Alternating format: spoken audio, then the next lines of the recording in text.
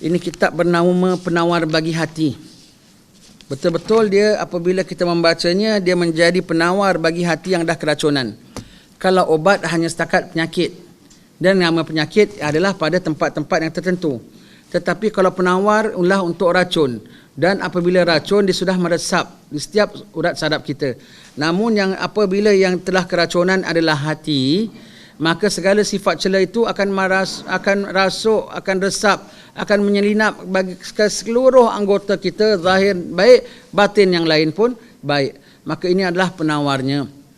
Dan awal mula nak beri cari penawar bagi hati kita itu ialah memeliharanya daripada kedatangan tumpuk-tumpuk hitam yang meliputinya, menggelapkannya, iaitu apa? Dosa-dosa maksiat daripada segala 7 anggota kita yang zahir.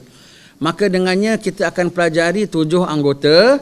Yang pertama mata, yang kedua lisan, yang kedua telinga, yang ketiga lisan, yang keempat perut, yang kelima alat kelamin, kemudian 2 tangan dan 2 kaki. Ini 7 anggota tak kita jaga, maka dia menyebabkan dia menjadi saluran pintu masuk dosa kepada hati kita. Dan ini 7 anggota akan Allah Ta'ala soal dan tanya. Ini segala 7 anggota kita, nikmat besar Allah Ta'ala, alat yang Allah Ta'ala berikan untuk kita, pinjamkan untuk kita. Maka segala ini anggota yang 7 ini sudah tentu ada kegunaannya dan ada penyalahgunaannya. Kau dah pakai biji mata 40 tahun, tak pernah belajar undang-undang mata. Dah pakai telinga 50 tahun, tak pernah belajar undang-undang telinga. Di situ ada kegunaannya dan di situ ada penyalahgunaannya. Hana tak ada bikin apa-apa. Cuba kau bayangkan, kita dah memandu 30 tahun, tak pernah belajar undang-undang jalan raya. Hana tak pernah langgar tiang, Hana tak pernah langgar orang. Setakat orang kau tak langgar, tiang kau tak langgar. Tetapi macam-macam undang-undang jalan raya kau dah langgar. Cuba kau pergi trafik polis sekarang, kau tengok saman kau berjela. Pasal kau tak belajar undang-undang jalan raya. Itu baru undang-undang jalan raya. Ini pula undang-undang 7 anggota kita. Semuanya ada kegunaan dan ada penyalahgunaan. Dan apabila tak guna kau pada kegunaannya, bermakna tidak mensyukuri nikmat. Bahkan apabila kau menggunakannya pada penyalahgunaannya, kau adalah mengkufuri nikmat Allah Subhanahu Wa Taala, yang mana apabila disoal oleh Allah Taala tidak akan dapat terjawab oleh kita. Bukan itu sahaja, 7 anggota ini apabila sudah meliputi segala dosa pada hati kita itu, maka jadi gelaplah hati itu, jadi sakitlah hati itu, bersedia dia pulanya untuk menerima segala kuman-kuman yang lain. Kuman ujub, riak, bongkak, takabur, kerana hati dah disediakan untuk itu. Maka kena kikis segala hitam-hitam daripada hati itu, mula-mula dengan mengekang diri daripada segala dosa yang zahir ini. Kemudian barulah kita dapat sedar, aku ni ada ujub, aku ni ada riak, aku ni ada takabur. Selagi mulut engkau tak jaga, selagi tu engkau tak sedar kau ada riak. Selagi mata engkau tak jaga, selagi tu engkau tak dapat sedar bahawasanya ada takabur, ada cinta dunia, ada hasad, ada dengki. Maka apabila dah dijagakan segala anggota yang zahir, baru timbul kesedaran, baru terbuka jalan untuk membersihkan hati daripada 10 sifat-sifat kecelaan yang ada itu. Bersih dia daripada segala sifat kecelaan, baru timbul rasa nak ikhlas, baru timbul rasa sanggup sabar, baru timbul rasa perlu untuk redha. Itu apabila hati sudah sihat, tak ada penyakit yang 10, maka satu persatu sifat-sifat mulia, sifat-sifat mahmudah ni baru datang. Maka tercapailah qalbun salim, hati yang sejahtera. Itu yang kita hendakkan. Yauma la yanfa'u malun wala banun illa man atallaha biqalbin salim. Hari tidak ada manfaat harta benda dan anak penak kecuali yang tampil pada Allah Ta'ala dengan hati yang sejahtera. Hati yang sejahtera ialah hati yang terhias dengan sifat-sifat terpuji. Hati yang sejahtera ialah hati yang terhindar daripada segala penyakit-penyakit dalam hati, sifat-sifat mazmumahnya. Dan tidak dapat kita capai tampil di yaumil akhir dengan hati yang sejahtera ini, kecuali sebagaimana telah Nabi kita menyebutkan, tidaklah kita akan dibangkitkan kecuali dalam hal keadaan sebagaimana kita dimatikan. Tidak pula kita akan dimatikan kecuali dalam keadaan hal sebagaimana kita menjalani kehidupan. Kau menjalani hidup dengan biqalbin salim, dapatlah mati dengan qalbin salim. Dan apabila meninggal dunia dalam keadaan berqalbin salim, dapatlah jawab soal kubur, dapatlah husnul khatimah, dapatlah nikmat kubur, dan sambung sehingga ke yaumil mahsyar, dapat tampil, bangkit dan tampil biqalbin salim. Dan inilah yang kita cuba nak hasilkan sekarang ini dengan bermula mempelajari segala maksiat anggota yang 7. Saya bilang kalau aku jadi raja, aku nak paksakan semua hamba rakyat khatam kitab ini sebelum akil baligh. Sebelum ada malaikat catat amalan dia, biar dia tahu undang-undang mata dia, biar dia tahu undang-undang lisan dia. Orang Melayu bilang lidah bercabang kan? Lidah bercabang ke tuan-tuan sekalian? Lidah tak bercabang. Lidah tak bercabang, bahkan lidah bercabang-cabang. Ada cabang umpat, ada cabang puji, ada cabang dengki, ada cabang batu api, ada cabang macam-macam. Dan umpat tu saja ada berapa cabangannya lagi? Cabang dan cabang dan cabang. Dan itu semua kita dah tuturkan hari-hari. Itu semua kita dah masuk, setiap cabang-cabangnya itu dah diaktifkan dalam lidah kita. Tapi kau tak tahu pun undang-undangnya. Kau tak tahu pun segala peraturannya. Cakap, pahala puasa batal. Cakap, pahala haji batal. Semuanya itu yang merosakkan dan membatalkan pahala ibadat-ibadat kita. Puasa tak batal, tapi pahala puasa batal kalau mulut kau tak jaga, mata tak jaga, telinga tak jaga. Pahala haji tidak batal, tapi pahala haji menjadi batal kalau kau tidak jaga segala panca indera ketika berada di tanah suci itu. Jadi alhamdulillah pada petang ini Allah Ta'ala sampaikan kita pada perkara ini. Maka sampai kita pada kitab yang pertama pada menyatakan segala anggota kita yang 7. Ada padanya 7 fasal. Fasal yang pertama pada menyatakan mata. Ketahui olehmu bahawasanya mata engkau itu menjadikan dia oleh Allah Ta'ala bagi engkau kerana beberapa faedah yang berbangsa akhirat dan bangsa dunia.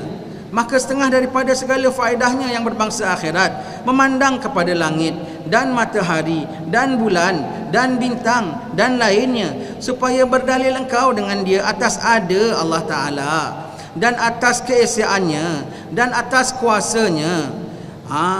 Jadi subhanallah, Allah Ta'ala jadikan kita biji mata. Pertama-tama sekali kegunaan biji mata ialah untuk mentauhidkan Allah Subhanahu Wa Ta'ala. Itu tugas pertama biji mata kita. Celik mata saja, tugas pertamanya sebelum pandang apa, pandang Allah dahulu. Maksud pandang Allah, pandang ciptaan Allah yang dengannya kita sedar Allah ada, Allah perkasa, Allah maha kuasa, Allah maha esa. Itu kegunaan biji mata kita yang pertama untuk mensabitkan iman kita pada Allah Ta'ala, untuk mentauhidkan Allah Subhanahu Wa Ta'ala.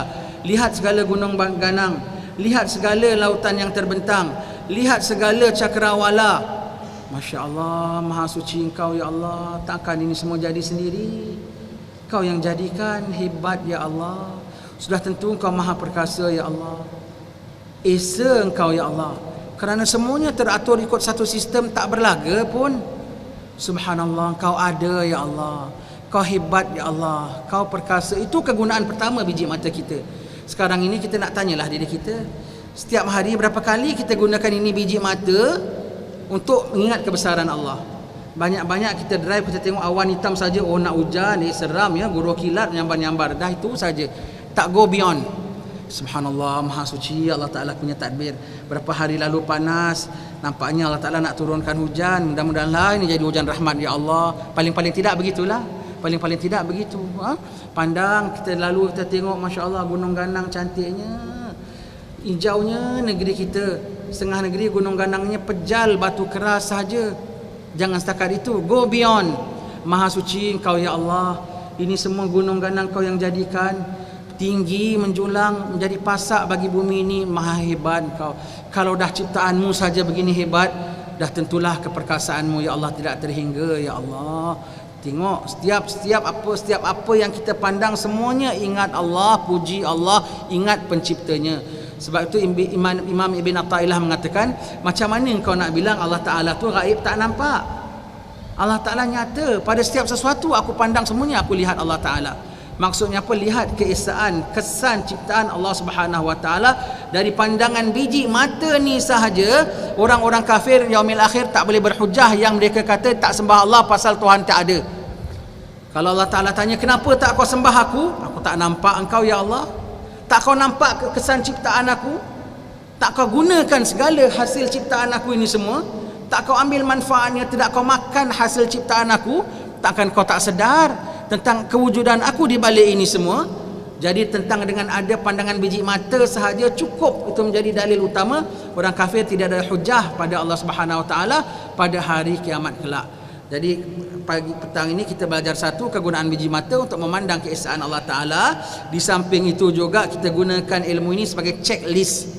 Satu hari kita ada 24 jam biji mata ni melekat pada kita. Pandangannya pun boleh pakai 24 jam. Berapa minit lah kau pandang kebesaran Allah Taala? Berapa minit kau pasang untuk melihat keagungan Allah Subhanahu Wa Taala? Betapa lalainya kita, betapa lalainya kita. Itu kegunaan pertama biji mata kita. Dan setengah daripadanya melihat akan Quran dan melihat akan jalan kepada masjid dan kepada tempat menuntut ilmu. Jadi setengah kegunaan biji mata kita adalah untuk baca Quran, untuk tuntut ilmu, untuk jalan ke masjid, ke pasar pergi, mata jalan drive untuk ke pasar, pergi shopping center, mata digunakan untuk pandu kita shopping center. Berapa kali satu minggu mata engkau dipakai untuk memandu kita ke masjid?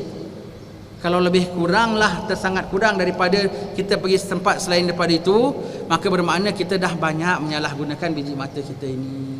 Tak gunakannya pada tempatnya sekalipunlah kalau tak menyalahgunakannya. Untuk pandang ke masjid, untuk pandang jalan ke masjid, untuk pandang jalan tempat ilmu, untuk pandang dan baca Al-Quran.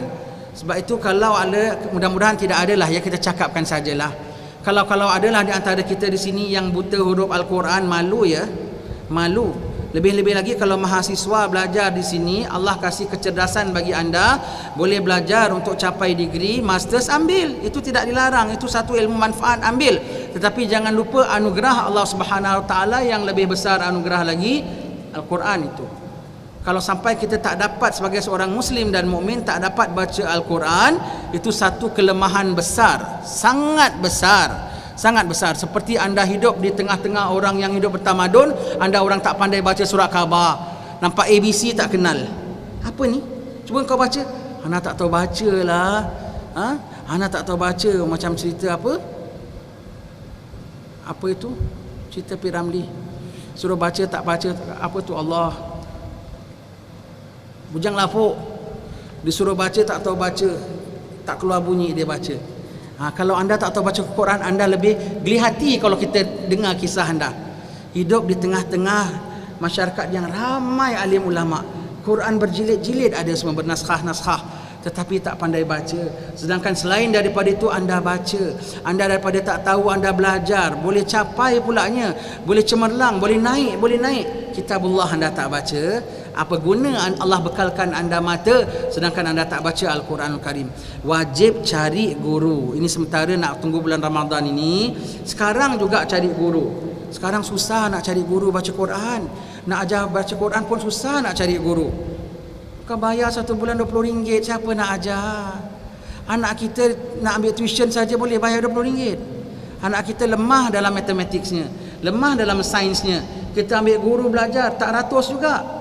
Cari guru, ustazah, ajarkan saya baca Quran, saya ingin nak baca Quran. Ini zamannya bukan zaman malu lagi. Malulah nak belajar, tidak. Ini zamannya sudah janggut putih pun masih menadah ilmu lagi. Ini zamannya. Belajar, ustazah, saya dah umur begini, saya ingin nak baca Quran. Boleh dialu-alukan. Minta maaf ustazah, saya sanggup kasih hadiahnya 1 bulan 400 RM umpamanya. RM400, RM500 saya sanggup lah ustazah. Tak apa, bayar, belajar. Kalau ustazahnya dengan RM500 dia nak tolak pun fikir 2 kali. Paling-paling tidak bukan kerana dia pun dia boleh carikan kawan dia, kerana berbaloi khidmat dia itu bayar, wajib itu. Kalau kita belajar kita tak bayar, berdosa. Wajib. Setahun saja kalau baca kitab Iqra, 1 tahun kita baca 1 minggu 1 kali, 1 sesi setengah jam 20 minit, 1 tahun dah mengeluarkan kita daripada golongan buta huruf. Belum boleh masuk musabakah lah, tapi paling-paling tidak kau baca dah keluar perkataan Bismillahirrahmanirrahim. Ini dia rupanya bacaannya. Alhaakumut takatsur. Dah boleh baca. Bolehlah. Kalau baca merangkak gitu, dapat pahala 2. Satu pahala bacaannya, satu pahala effortnya. Pahala effortnya. Dan nanti bulan Ramadan orang baca Quran banyak, anda tak teringin, belajar. Tak payah cari ustazah pun tak apa, kawan-kawan yang pandai belajar. Kau ajar akulah baca Quran. Jangan malu, baca Quran. Jadi kalau tak tahu baca Quran, dah menyalahgunakan biji mata ataupun tak menggunakannya pada kegunaannya dengan kegunaan yang besar. Belajar untuk ilmu, kegunaan mata untuk pandang wajah ibu bapa kita, kegunaan biji mata untuk pandang wajah isteri kita, pandang wajah suami kita. Itu semua tu kegunaan biji mata, pandang wajah orang alim. Dalam kitab Adab Sulukil Murid kita baca di Padit Samijan. Salah satu cara untuk mendapatkan sentuhan kalbu yang akan membawa kepada kecenderungan untuk bersedia menghadap Allah Ta'ala, menumpukan perhatian untuk nak menuju Allah Ta'ala. Salah satu caranya menghadiri kuliah-kuliah ilmu. Salah satunya memandang dan dipandang oleh seorang alim. Lebih-lebih lagi kalau fulan itu adalah seorang wali min awliya. Sangat besar kesannya. Kalau bagi orang jahat tu namanya ain. Dipandang kita boleh jadi mudarat. Kalau bagi orang baik, Allah Ta'ala gantikan, itu bukan ain, itu namanya nazrah. Dinazrah oleh orang alim, dipandang oleh orang alim, kita memandang kepadanya, dia memandang kepada kita. Itu menimbulkan kesan dalam kerohanian kita. Kerana apabila kita memandang wajah salah satu orang-orang ahli-ahli Allah Ta'ala ini, bukan hanya mata kita memandang wajahnya, tetapi hati kita berhadap dengan hatinya. Maka hatinya itu yang lunak itu melunakkan hati kita. Hati ada pengaruh terhadap hati. Tak betul. Kita menghadap sama satu orang yang biasa saja, hati kita pun saja. Kita menghadap dengan satu orang yang kita tengok, nampak macam orang alim, nampak macam orang baik-baik. Tak duduk kita bukan main punya cermat. Kenapa? Hati kita dipengaruh oleh hati dia itu. Kita jalan di tempat yang nampak orang, kita berjalanlah satu negeri, kita pergi melancong, berjalan di mana kedai-kedai lorong-lorong, nampak gaya orangnya semua menyeramkan aku dengan bertatu apa semua. Padahal orang tu tak pukul kita pun, tak ada ancam dengan pisau pun, tapi hati kita cemas. Kenapa? Hati kita bersekitaran dengan orang-orang yang seumpama ini, maka hati kita rasa takut. Begitu. Jadi apabila kita bertatap wajah dengan orang-orang alim, ini semua ni kegunaan biji mata,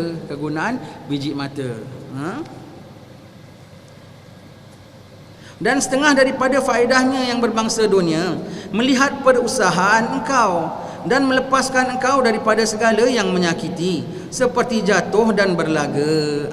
Kegunaan biji mata untuk keduniaan boleh.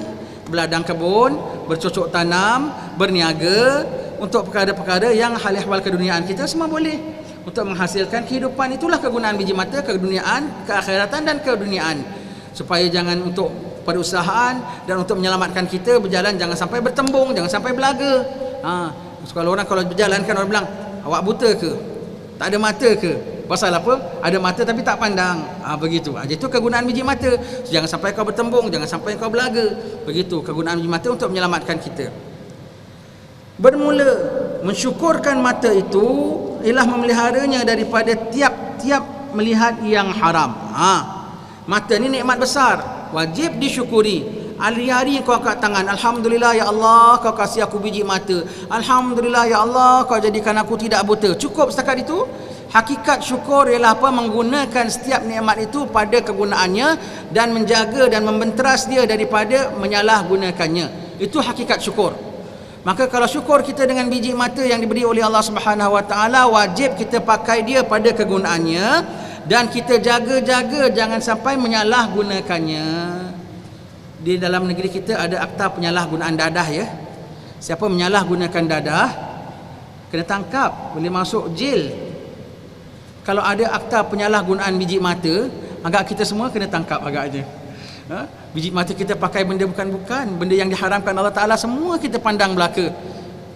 Patut didenda tu, patut didakwa di mahkamah. Paling-paling tidak mahkamah Allah Ta'ala pasti akan dibicarakan tentang penyalahgunaan biji mata kita. Jadi memelihara biji mata ialah memeliharanya daripada melihat setiap apa jua yang haram.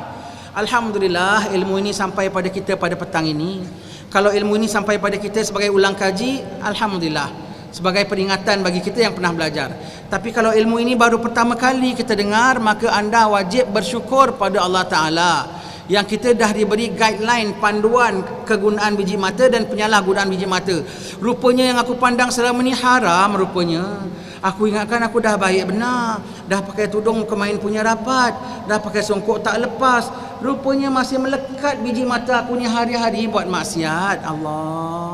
Allah, aku masih di kalangan orang yang inni kuntu minadz zalimin, inni kuntu minadz zalimin. Aku di kalangan orang yang menzalimi diri sendiri. Kalau kita sedar hakikat setiap anggota kita yang kita sudah melakukan dosa dengannya itu. Jadi memelihara biji mata ialah memeliharanya daripada setiap yang haram dipandang. Seperti melihat perempuan yang lain daripada isterinya dan sahayanya dan mahramnya, dan seperti melihat akan yang muda belia, dan seperti melihat akan aurat laki-laki, maka lazimkan olehmu akan memelihara mata engkau. Jadi disebutkan di sini beberapa kategori yang kita haram melihat. Yang kita boleh melihat, ini disebutkan Tuan Syekh ni laki-laki, maka dituliskan bagi laki-laki. Bagi perempuan anda kiaskanlah saja yang opposite-nya. Melihat akan yang boleh melihat isteri. Perempuan yang kita boleh lihat isteri, hamba sahaya dan mahram, itu sahaja. Selain daripada itu, kaum perempuan tak boleh kita lihat auratnya. Muka perempuan khilaf ulama. Kalau setengah ulama amal muka orang perempuan ini, kalau ikut mazhab kita Syafi'i yang muktamadnya bahawa muka wanita ni aurat. Mata tu pun aurat. Sebab tu orang Hadramaut dia punya tabir muka dia tu pun dia tak pakai yang begini tau. Dia pakai tabir jatuh sekali. Jadi perempuan pakai di balik tabir dia kalau jalan, kain jarang. Begitu. Mata tu pun aurat kalau dalam muktamad dalam mazhab kita Syafi'i. Tapi ada kaul juga dalam mazhab Syafi'i mengatakan bahawasanya Ahmad Hanafi memang muka tidak aurat bagi mereka. Dalam Syafi'i mengatakan muka dan dua tapak tangan tidak aurat, tidak mesti ditutup. Begitupun mereka tidak mesti tutup, haram bagi kita melihat. Dia tutup, dia tak tutup tak wajib kalau ikut kaul daripada mazhab Syafi'i kita. Tapi tak bermakna dia tak tutup kita boleh tatap wajah dia tengok. Tak boleh. Seperti suara wanita bukan aurat. Seperti sahabat Rasulullah ramai bertanya fatwa dengan Siti Aisyah dan isteri-isteri Rasulullah. Kalau aurat, sahabat isteri Nabi tak akan bersuara di depan pada sahabat.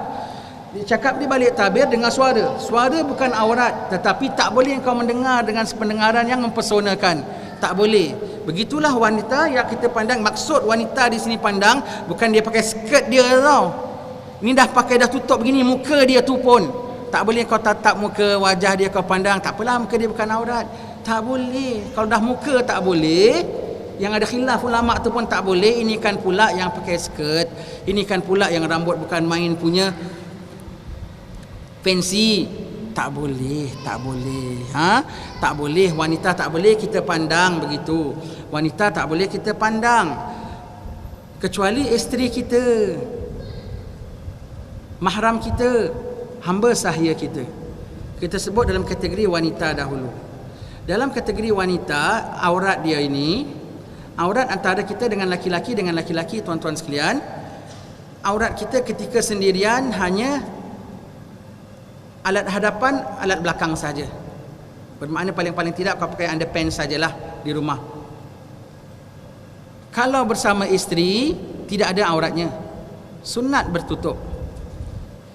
Kalau bersama laki-laki, bersama ada laki-laki lain atau perempuan atau umum atau awam, maka auratnya antara pusat dan lutut, berserta ditutup juga pusat dan lutut, kerana tanpa menutup pusat dan lutut tidak sempurna penutupan antara pusat dan lutut. Itu aurat laki-laki. Aurat perempuan pulaknya ketika bersendirian, itulah pintu hadapan dan belakang. Ketika bersama dengan suami tidak ada auratnya, namun makruh melihat akan apa yang ada pada isteri kita itu. Kemudian jika wanita bersama dengan wanita, sekali-sekali adakan function, all ladies function, boleh pakai this punya aurat. Antara wanita muslimah dengan wanita muslimah, auratnya antara pusat dan lutut saja tau. Antara wanita muslimah dengan mahramnya, antara pusat dengan lutut. Istilahnya, atas tak berpakaian pun boleh, asal jangan timbul fitnah. bukan aurat. Jadi antara muslimah dengan muslimah dan antara muslimah dengan mahramnya, antara pusat dengan lutut. Asal jangan timbul fitnah. Fitnah tu apa? Abang pandang adik, makcik pandang anak saudara. Itu semua tu memang timbul fitnah. Tapi dalam sudut aurat bukan kiranya wajib ditutup dalam sudut itu. Jadi antara muslimah dengan muslimah boleh pakai baju sleeveless. Walaupun sunnahnya ditutup dengan rapi. Boleh tak bertudung. Macam zaman mak-mak kita dulu. Zaman dahulu orang-orang perempuan Melayu kita semua tutup muka tau. Before World War II, before zaman Jepun, semua orang perempuan Melayu kita keluar rumah tutup muka. Tutup muka itu menjadi kebiasaan kerana kita semua mazhabnya Syafi'i. Semuanya tutup muka, tidak ada yang buka muka. Sebelum perang dunia. Lepas itu berubah, dah ada filem. Mula tukar sampailah kita lihat sekarang ini, alhamdulillah dah banyak improvementnya daripada 1970s, 1960s. Orang perempuan Melayu tutup muka. Tak macam perempuan Arab tutup dengan hitam, pakai tudung sarung. Yang kita boleh masih lihat kalau orang bikin persembahan budaya negeri Johor, orang perempuan dia pakai samping kan. Itu bukan samping, tu tudung sarung. Dia keluar rumah taruh tudung sarung begini. Dia tak nampak, laki-laki tak nampak dia tak nampak laki-laki, tutup muka. Kadang tutup begini, nampak jalan begitu. Zaman mak-mak kita masih anak dara semua masih begitu, belum lama. Dah ada filem tukar tudung sarung kepada tudung besar. Tukar tudung kecil, kemudian 1970s, 1960s dah makin banyak tak buka tudung, tak pakai tudung. 1980s mula sedar balik semula tudung kecil, balik semula scarf. Naik balik semula sekarang sampai begini. Alhamdulillah ada banyak perubahan juga. Ada peningkatan juga, ada kembali juga maknanya kaum bangsa kita. Begitu. Jadi orang-orang perempuan dalam acara majlis-majlis orang perempuan, sebab itu mak-mak kita dulu bersanggul pakai bunga melur, pakai kebaya, semua. Pasal apa? Dia keluar rumah dengan tudung sarung. Orang tak nampak auratnya, bentuk tubuh badan pun tak nampak, tudung sarung labur. Tudung sarung, pakai kain tenun, tudung sarung. Masuk rumah saja semua laki-laki tak ada. Kalau dalam majlis semua laki-laki keluar, perempuan sahaja. Buka dengan sanggul, dengan bunga, dengan apa berhias. Sekali-sekali adakan all ladies session. Masuk dalam semua buka tudung, set rambut, pakai anting-anting, pakai kalung, pakai apa semua. Boleh. Jadi memang perempuan tempat berhias. Biar puaskan berhias dengan make up apa semua. Perempuan saja, all ladies. Jadi puas, tak siapa melarang. Siapa bilang mengatakan Islam melarang wanita daripada bercantik-cantik, berhias. Boleh, tapi di kalangan mereka lah. Di kalangan ahli keluarga mereka. Jadi Islam tidak menghalang ngaluri keperempuanan yang suka berhias. Cuma adat orang Melayu kita sekarang lah ni bercampur gaul. Maka dalam masjid pun kena tutup juga, dalam majlis perempuan pun ada laki-laki juga. Jadi kalau dia dekat all ladies session, boleh buka, tak menjadi apa. Tak bertudung, tak payah bertudung. Laki-laki tak ada satu pun dalam rumah. Negeri-negeri Arab gitu, dia pakai cadar hitam. Dia buka sahaja. Sebab itu kita kalau pergi kedai dia lah, macam parit raja dia lah sana, ini Hadramaut, kalau kita pergi kedai dia, kalau kita punya parit raja, kita tengok busana muslimah, tudung dengan baju jubah ataupun pensut. Sana memang semua busana muslimah, tak ada busana kafirah, semua busana muslimah. Ada jual skirt labuh, ada baju sleeveless. Kita tengok ini ada orang pakai gini. Ada orang rumah bilang, dia orang masuk majlis semua pakai dia beginilah. Kat luar buka pakai cadar, buka saja tudung cadar. Oh, macam artis-artis rambut dia semua. Dengan anting-anting warlik, dengan apa semua. Itu wanita. Tapi Islam menjaga kemuliaan dia, memelihara kesucian wanita daripada mata jahat laki-laki. Sebab itu laki-laki tak boleh pandang. Tak boleh pandang. Dia sesama dia selamat, boleh buka sesama wanita. Saya suka galakkan. Sekali-sekala adakan ladies session. Hanya wanita saja. Taruh dress code, tidak bertudung dalam majlis. Taruh boleh taruh begitu. Jadi puas, dapat hias, dapat berdandan dalam wanita sahaja dengan izin suamilah, dengan izin suami. Jadi menunjukkan bahawa Islam itu tidak mengongkong akan wanita. Kemudian wanita kita haram memandang kecuali isteri kita dan hamba sahaya dan mahram. Mahram tu siapa mahram ya? Mahram tu berapa golongan mahram? Ini mahram saya. Abang Ipah bukan mahram. Yang nama mahram 7 kali 2 campur 4.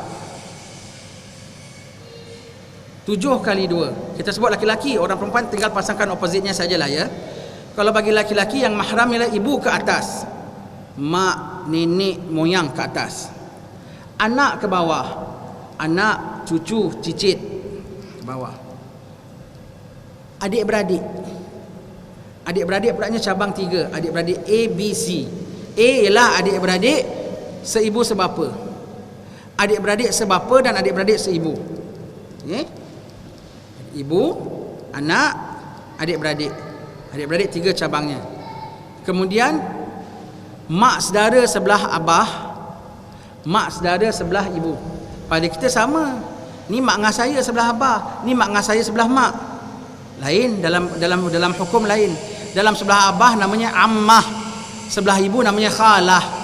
Dalam abah punya mak saudara satu nasab dengan kita. Kalau kita Al-Jufri, mak saudara kita sebelah abah pun Al-Jufri juga. Kalau Ali Drus juga satu nasab dengan kita. Anak laki-laki dia boleh jadi wali kepada, tak boleh, tak jadi wali pada kita. Jadi dia tanggungan bapa kita. Kenapa? Satu nasab. Kalau mak saudara sebelah mak namanya khalah. Khalah tak nasab dengan kita. Khalah tak senasab dengan kita. Bapa kita ikut bapa kita punya nasab. Khalah senasab dengan mak kita. Tetapi mak saudara sebelah mak pun kiranya mahram juga. Jadi mak saudara sebelah bapa tak batal sembahyang, mak saudara sebelah mak. Ibu, anak, adik-beradik, mak saudara sebelah abah, mak saudara sebelah ibu, anak saudara laki-laki dan anak pada saudara perempuan. Nephews and nieces from brothers, nephews and nieces from sisters. Pada kita sama, anak-anak saudara ramainya. Budak-budak siapa ni? Anak-anak saudara, anak abang, anak akak. Anak abang satu nasab dengan kita. Anak akak tidak, ikut bapak dia. Ikut bapak dia. Begitu. Jadi anak abang kita boleh walikan dia. Anak akak kita tak boleh. Am dia yang walikan dia, sebelah abah dia. Kalau bapak dia tak ada. Begitu. Jadi mak ke atas, anak ke bawah, adik-beradik 3 cabangnya. Mak saudara sebelah abah, mak saudara sebelah mak, anak saudara laki-laki, anak daripada saudara laki-laki, anak daripada saudara perempuan. Ini 7 kali 2. Kali 2 apa? Susuan. Jadi anak kita kalau menyusu dengan makcik ni, makcik ni dengan susuan 5 kali susuan dengan sampai budak ni kenyang, maka budak ini jadi makcik ni ke dia mak susuan dia. Makcik ni punya mak jadi nenek susuan dia, moyang susuan dia. Dan anak kita ni jadi anak susuan makcik ni. Cucu dia jadi cicit susuan makcik ni. Begitulah mak saudara dia, bapa saudara, mak saudara susuan sebelah bapa, mak saudara susuan sebelah mak. Semuanya susuan. Tak batal sembahyang. Siti Aisyah pernah satu hari di rumah, tiba-tiba Nabi balik, ada laki-laki dalam rumah. Sudah tentulah mahram. Takkan Aisyah nak masuk laki-laki. Aisyah bilang, ini saudara susuanku. Oh, saudara susuan. Baru diperkenalkan saudara susuan Siti Aisyah. Saudara susuan Siti Aisyah. Jadi apa? Susuan. Jadi mahram itu 7 kali 2. Campur 4. 4 tu apa? 4 kerana persemendaan. Mak tiri dan anak tiri. Mak mertua dan anak menantu. 4 ni. 4 kerana persemendaan. Maka selain daripada ini bukan mahram. Hari raya mau jaga, alhamdulillah ini khabar sampai pada kita pada bulan Syaban, tak lama lagi nak hari raya, kau kena jaga, ini hukum. Have to start. Tak bilang dah jadi budaya, kena start. Dulu tak begini dalam masyarakat kita. Segala laki-laki perempuan berulur tangan, tak boleh. Tak boleh berulur tangan. Haram. Siapa tak boleh ulur tangan? Dah tentulah segala laki-laki perempuan tak boleh. Yang orang kita tak cermat siapa tahu? Isteri pada Pak Long kau. Tak ada kena-mengena. Selamat raya Pak Long. Pak Long kau boleh salam. Pak Long kita lah, kita pun laki-laki. Mak Long tu tak boleh salam. Isteri Pak Long batal sembahyang dengan kita. Tak boleh. Isteri kepada bapa saudara kita batal sembahyang. Adik-beradik kepada mak mentua kita. Orang rumah kita panggil, selamat raya Mak Ngah. Mak Ngah dia, bukan Mak Ngah kau tak boleh salam. Tak boleh salam. Tak boleh salam. Lagi siapa tak boleh salam? Adik-beradik, isteri kepada bapa saudara kita. Mak saudara isteri kita. Isteri kepada anak saudara kita. Kita dah tua, anak-anak saudara datang. Anak-anak saudara datang, selamat raya Pak Su. Yang laki-laki salam, yang perempuan salam, okeylah anak saudara aku. Isteri dia nak ikut salam tak boleh. Have to stop. Have to stop, have to do something. Bukan nanti tak ulur tangan orang dahulu, sombong pula. Sombong tu kalau kau dengan muka masam kau tepis tangan dia. Selamat raya Pak Su, jangan salam. Itu sombong. Kau dengan budi bahasa, dengan hikmah. Senang cerita pergi ada wuduk lah. Jadi kalau budak-budak datang semua nak salam, Pak Su ada wuduk, minta maaf. Apa khabar? Baik semua, datang dari mana? Sombong tak tu? Tak sombong. Senang cerita ada wuduk. Tak ada wuduk, tak bilang ada wuduk pula. Berdosa, bohong. Jadi macam mana kalau tak ada wuduk pun tak boleh ulur tangan juga. Selamat raya Pak Su, anak saudara kita salam kita. Isteri dia pun sama, minta maaf.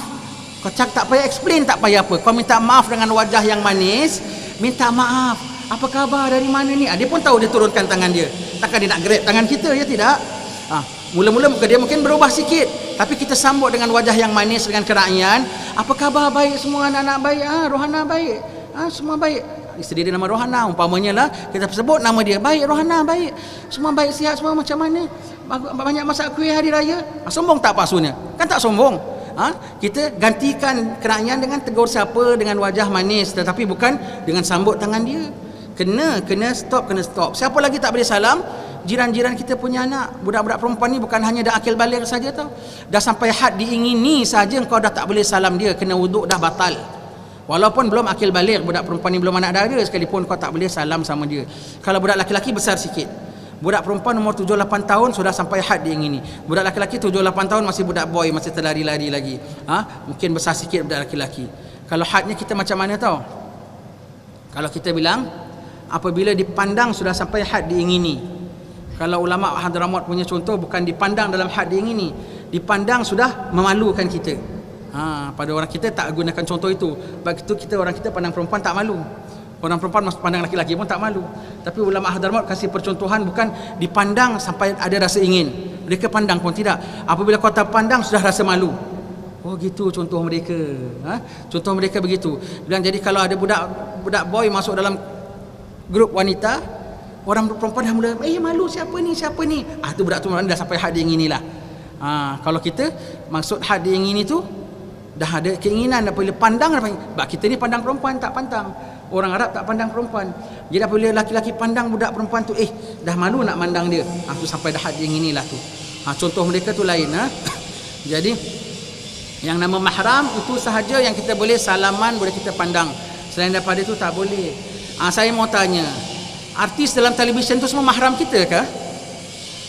Tak ada satu pun mahram kau yang kau tengok pagi sampai ke petang, apa pasal? Dia berjoget, dia berlakon sama sekali. Kau pandang haram tu haram. Tak perasan kita ya, Pak Haji tak Pak Haji. Patut Rasulullah bilang akhir zaman orang awamnya jahil, orang alimnya fasik. Dah sampai tahapnya tau. Ustaz tak ustaz, kiai tak kiai. Kalau tengok TV macam tak bersalah nonton. Haram, tak boleh tengok tu, berdosa. Dan kita kena cakap ini, walau kau masih tengok sendiri pun. Kalau tuan-tuan ajar tasawuf, jangan kerana tuan-tuan sendiri masih tonton TV, tuan-tuan senyapkan perkara ini. You have to mention. You have to give advice, give advice. For whom? For yourself firstly. Jadi tidak kita sebut ini kecuali untuk diri aku yang masih banyak cuai. Hanya aku cakap kuat untuk perkongsikan dengan saudara-saudara sekalian. Tak mentang-mentang kita masih tengok TV, kita bilang zaman kita ni lain lah, tak tengok nanti macam mana, jalan tersandung. Tidak boleh. Kita jadi ustaz tak boleh nak lunakkan hukum Allah Ta'ala. You have to cakap. Walau kau sendiri yang masih melanggar, kau kena cakap. Kemudian kau kena tobat, kau kena tepati apa yang kau cakap. Kau tidak Allah Ta'ala azab nanti. Begitu.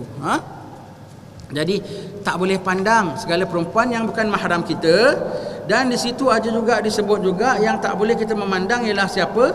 Lelaki yang muda belia. Ini kita tak pernah tahu perkara ini semua. Dulu kita hanya baca dalam kitab saja tau. Tak boleh pandang yang muda belia, tak boleh pandang aurat laki-laki. Tak boleh lakukan perkara sumbang antara laki-laki. Kita heran-heran. Laki-laki.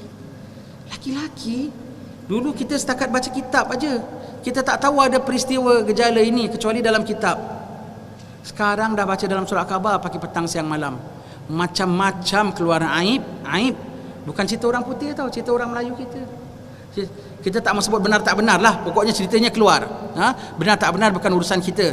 Pokoknya ceritanya keluar. Sebutan orang jadi macam satu perkara biasa. Haram, barang diingat orang-orang muda. Jangan pandang wajah laki-laki yang muda belia, yang elok-elok rupa, haram. Apabila satu grup, satu halakah tuntut ilmu, grup study, semuanya handsome-handsome belaka muda belia, ulama bilang bubar. Ada syaitan di situ.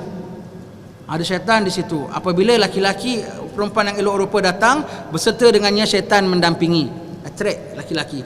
Kalau laki-laki yang elok rupa datang, ada bersertanya lebih banyak syaitan yang mendampinginya. Na'udzubillah, biar laki-laki attracted tu laki-laki. Sebab itu jadi perkara bukan-bukan kerana pandang, hati ngaluri, semuanya tak tahu apa di dalam. Allah Ta'ala saja mengetahui. Haram laki-laki kongsi satu bilik, dua orang, haram. Kalau dalam asrama-asrama tak boleh dua orang satu bilik, 3-4 orang taruhkan, dan selalu tukar-tukarkan budak ini, takut attracted towards each other. Pandang laki-laki yang muda belia, kalau ulama bilang satu halakah semua elok-elok rupa belaka, handsome belaka, bubarkan. They are not studying, they are enjoying each other's company. Bubarkan, jangan kasih belajar. Nasib baik dalam halakah kita semuanya tak handsome. Kalau tak semuanya handsome lah, bukan semua tak handsome berdosa pula. Tak semuanya handsome, jadi tak payah bubar. Kalau semua yang datang ni handsome belaka, minta maaf lah, apa pihak universiti minggu depan saya tak nak baca sini lagi. Kenapa semuanya handsome belaka? Nasib baiklah tak semuanya handsome belaka. Jadi boleh kekalkan halakah kita. Dulu ulama basmi, dan sampai sekarang sekolah-sekolah di Hadramaut pastikan kalau budak-budak dalam belajar dia punya body system kan, dia belajar, dia tengok budak-budak punya grup macam mana dia punya. Orang alim ni tahulah macam mana. Kita tengok aja kita tahu. Sekarang punya budak lain tahu, budak-budak bujang sekarang lain. Kalau dulu kita dengan kawan-kawan belajar makan-makan juga, minum teh juga, pergi kedai shopping sama juga, apa juga. Tapi lain kita pergaulan dengan kawan kita. Sekarang aku tengok dia macam pergaulan lain pula, dia punya pandang kawan dia. Macam kau punya pandang kawan kau. Haram tu semua tak boleh. Itu dosa. Dosanya lebih hina daripada zina. Na'udzubillah min dzalik. Dilaknat Allah Ta'ala daripada langit yang ketujuh, dilaknat oleh Allah Subhanahu Wa Ta'ala. Jangan kau rasa itu trend, itu lazat, itu apa semua tu dosa, hina. Hina, bukan tabiat manusia. Dan ini semua tu menular kepada umat Nabi Muhammad. Umat Nabi Muhammad, sebab itu ulama umat Muhammad dapat special daripada pengiktirafan daripada Rasulullah, sehingga Rasulullah mengatakan ulama ummati kama anbiya Bani Israel. Dalam hadis lain Rasulullah mengatakan ulama ummati khairun min anbiya Bani Israel. Kenapa? Nabi Musa jaga kaum dia dengan kerenah dia, Nabi Lot dengan kaum dia dengan kerenah dia. Ulama umat Muhammad menjaga umat Nabi dia, tidak ada bernabi, Nabi dah wafat. Ulama yang handle, yang ada situ penyakit kaum Nabi Musa ada, penyakit kaum Lot ada, penyakit kaum Hud ada. Akhir zaman permainan ini semua datang balik. Kerana apa? Syaitan dalam nak merebut kemenangan bagi pihak mereka. Semua permainan yang pernah menjatuhkan umat-umat terdahulu semuanya ada pada sekarang ini zaman. Maka yang handle ini siapa? Ulama umat Muhammad. Sebab itu zaman ini zaman fitnah. Laki-laki pandang laki-laki haram, laki-laki pandang aurat laki-laki haram. Pandang live lain hukum, pandang kaca TV lain hukum. Kalau kau pandang live, kau ada nafsu, tak ada nafsu, sudah haram. Kalau kau pandang menerusi kaca TV ataupun majalah, kalau kau tak ada nafsu, ikut hukum kau pandang kertas. Kalau ada nafsu jadi haram. Kalau tak ada nafsu, bikin apa kau pandang? Kalau tak ada nafsu, tak akan kau buka website itu. Pasal ada nafsu, maka haram. Walaupun dosanya tidak sama dengan live, tapi dosanya boleh membawa kepada live. Dosa juga sangat besar juga, dosanya tidak kecil. Tidak kecil, sangat besar dosanya, begitu. Jadi kena jaga segala pandangan mata kita. Lelaki bersama laki-laki semua tak boleh pandang, cermat di sekali. Ulama kita menjagakan kita, bukan hanya laki-laki dan perempuan, laki-laki bersama laki-laki pun. Dan ini nasihat sangat applicable zaman kita sekarang ini. Zaman akhir zaman, Rasulullah bilang tahu, orang laki-lakinya sibuk menggemukkan badan. Menggemukkan badan tu bukan hanya fat tau, sibuk nak musclekan badan dia, nak mencantikkan badan dia. Susah payah angkat besi berat berapa kilo satu hari, just for the sake of to look good, untuk attract whom? Not only ladies, sometimes attract amongst laki-laki sekalipun. Na'udzubillah. Sibuk menggemukkan badan, menggemukkan badan.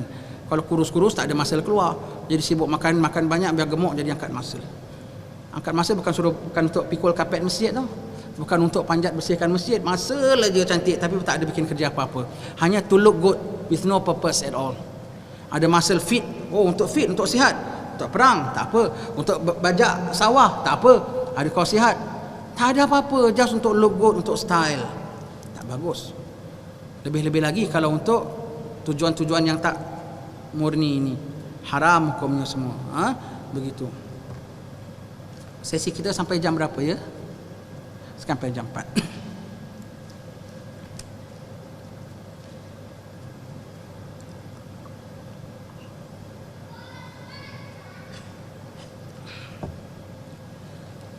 Allah, semuanya haram, semuanya haram. Macam mana? Kita hidup zaman sekarang ni tak pandang macam mana. Can we fulfill this? Bolehkah kita penuhi tuntutan hukum ini? Wajib. Tujuan kita belajar tasawuf ini untuk mengetahui biji mata kita dan penyalahgunaannya dan kegunaannya. Dan wajib dipenuhi ini. Susah to avoid. Paling-paling tidak tujuan kita belajar ialah mengetahui batasnya. Yang all this while kita dah buat banyak dosa rupanya. Yang selama ni aku bukan orang baik rupanya. Yang selama ni aku masih banyak dosa, masih banyak cemar. Kalau dulu kita nonton TV, nonton. Sekarang kita nontonlah TV dengan hati kita yang gelisah. Tak sepatutnya aku menonton. Tak sepatutnya, I'm not supposed to watch. Not supposed to watch. Ini berdosa, aku dah belajar ini dosa. Tapi sayangnya kalau dulu kita dah belum belajar, kita tengok yang gambar-gambar yang tak sesuai, kita matikan senang. Sekarang makin kita dah belajar, makin nak matikan macam button tu tak sampai-sampai pulanya. Kenapa? Kecemburuan syaitan makin dahsyat apabila kita sudah tuntut ilmu. Itu namanya mujahadah, itu namanya jihad lawan hawa nafsu. We think it's nothing, balik try to off that TV. Tak menggeletar tangan kau macam orang ketagihan nak nonton TV. Menunjukkan kita dah menyalahgunakan biji mata dan ketagihan dalam penyalahgunaan itu. Kita tak sadar selama ini, tak sadar. Tapi kita dah ditipu pun, dah di macam orang penagih dadah, dah dikasih dadah pun, dah diberi dadah dan dah ketagih pun. Dia dah menyalahgunakan dadah dan dah ketagih pun. Kita dah menyalahgunakan pandangan biji mata dan dah ketagih pun sebetulnya. Dah sampai tahap itu tau. Bukan hanya ni small matter lah, masalah mata saja, masalah mata. Kalau tak belajar hukum ini, susah nak pergi haji. Susah nak capai markah dalam bulan puasa. Sebab salah satu syarat nak capai pahala bulan puasa ialah kau kena puasakan juga biji mata, pandangannya, telinga dan pendengarannya, lisan dan pertuturannya, semuanya tu kena jaga. Orang yang tak tahu hukum ini, dia sangka dalam bulan puasa tak apa, biarkan dia. Biarkan budak-budak, biarkan. Apa kalau orang tak tahu ni, dia kan setakat bulan puasa dia tak tengok gambar lucah aja dia dah baik benar. Tonton TV, tak tahu, dia tak tahu. Yang masuk haji, fala rafatha faman farada fihinnal hajj fala rafatha wala fusuqa wala jidala fil hajj. Jangan buat rafas, jangan buat fasik. Fasik tu apa? Ingat dia tak merompak, dia tak curi orang je dah cukup baguslah tu. Mata tak pandang, haram. Mulut tak cakap yang elok.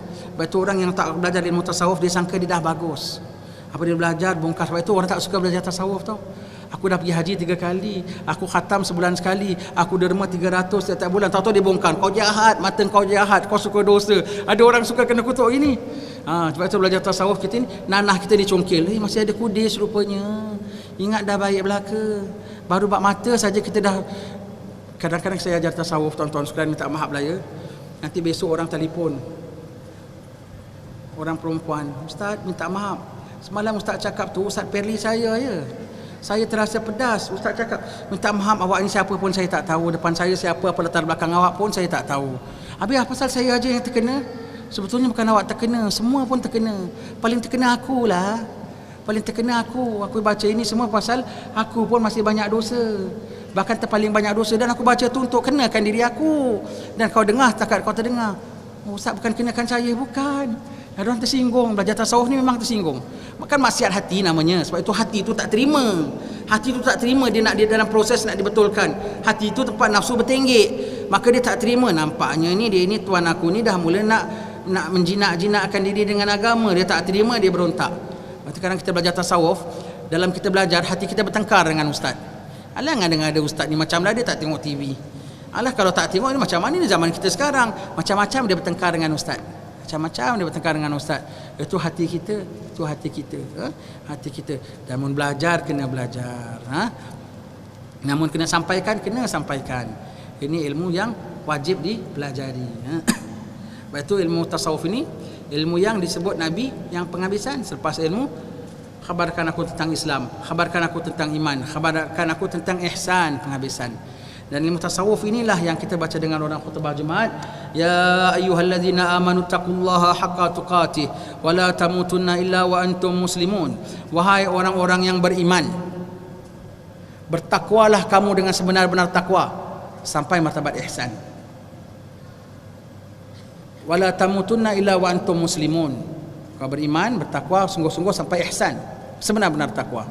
Kalau kau merosot, jangan sampai keimananmu itu merosot sampai batas Islam lah tu paling lower sekali. Maksimum time-nya sampai jangan kau mati di below Islam punya level. Jadi itu ayat mengandungi Islam, iman, ihsan. Dan inilah yang kita try nak struggle go up. Ini yang Rasulullah bilang jihad lawan hawa nafsu lebih payah daripada jihad perang sabil.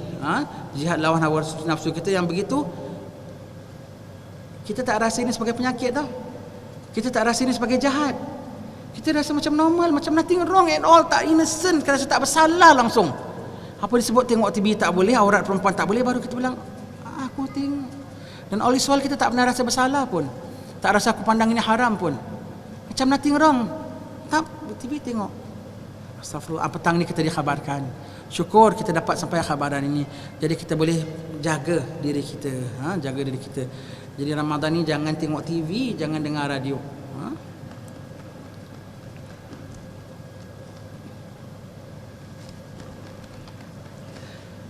Kerana firman Allah Ta'ala, ini semua ni bukan cakap Tuan Syekh Abdul Qadir Al-Mandili, penyusun kitab ini.